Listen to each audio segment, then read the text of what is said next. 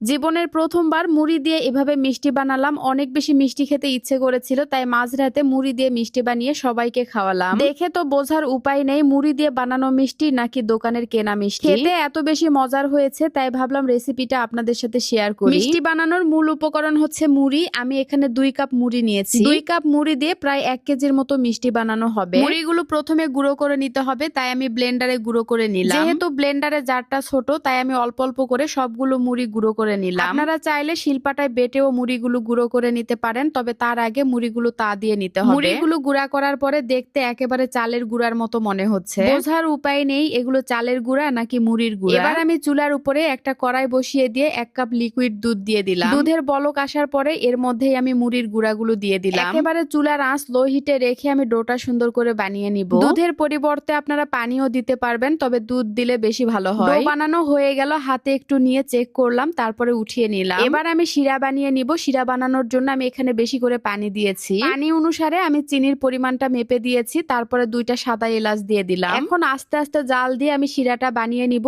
আর এদিকে মিষ্টিগুলো বানিয়ে নিব। যে ডোটা বানিয়ে রেখেছিলাম তার মধ্যে কিছুটা গুঁড়া দুধ দিয়ে দিলাম, তারপরে ঘি দিয়ে দিলাম। ঘিয়ের পরিবর্তে আপনারা সয়াবিন তেলও অ্যাড করতে পারবেন, যার যেটা পছন্দ। ভালোভাবে মেখে নেওয়ার পরে একটা ডিম দিয়ে দিলাম। 2টা ডিম দিলে বেশি ভালো হতো, কিন্তু বাসায় ডিম ছিল না, যার কারণে একটাই দিয়েছি। এরপরে 1 চামচ বেকিং পাউডার দিয়ে দিলাম, তারপরে আবারও একটু গুঁড়া দুধ দিয়ে দিলাম। সবগুলো উপকরণ দেওয়া হয়ে গেল। এখন ডোটা ভালোভাবে বানিয়ে নিব। এই তো মিষ্টি বানানোর জন্য ডো একেবারে রেডি, একদম পারফেক্ট ভাবে ডো বানানো হয়ে গেছে। এখন একে একে মিষ্টিগুলো বানিয়ে নিব। প্রথমে হাতের মধ্যে একটু সয়াবিন তেল দিয়ে দিলাম। তেল দেওয়ার ফলে হাতে আর লেগে যাবে না, মিষ্টিগুলো বানানো সুন্দর হবে। আমি মিষ্টি বানাচ্ছি, আরিয়ান বাবু দেখে সেও বানাবে। সে রাত জেগে বসে আছে মিষ্টি খাওয়ার জন্য। প্রথমে ভেবেছিলাম মিষ্টিগুলো গোল শেপের বানাবো, কিন্তু লম্বা মিষ্টিগুলো দেখতে বেশি ভালো লাগে, তাই আমি লম্বা শেপের মিষ্টিগুলো বানিয়ে নিয়েছি। এই তো আমি একে একে সবগুলো মিষ্টি বানিয়ে নিয়েছি। আর 2 কাপ মুড়ির দেখেন কতগুলো মিষ্টি হয়েছে। মিষ্টিগুলো দেখতে তো ভীষণ সুন্দর হয়েছে। এদিকে আমার শিরা বানানো হয়ে গেছে। মিষ্টি ভেজানোর পরে শিরা কম পড়ে, তাই আজকে আমি বেশি করে শিরা বানিয়ে নিয়েছি। শিরা বানানো তো হয়ে গেল,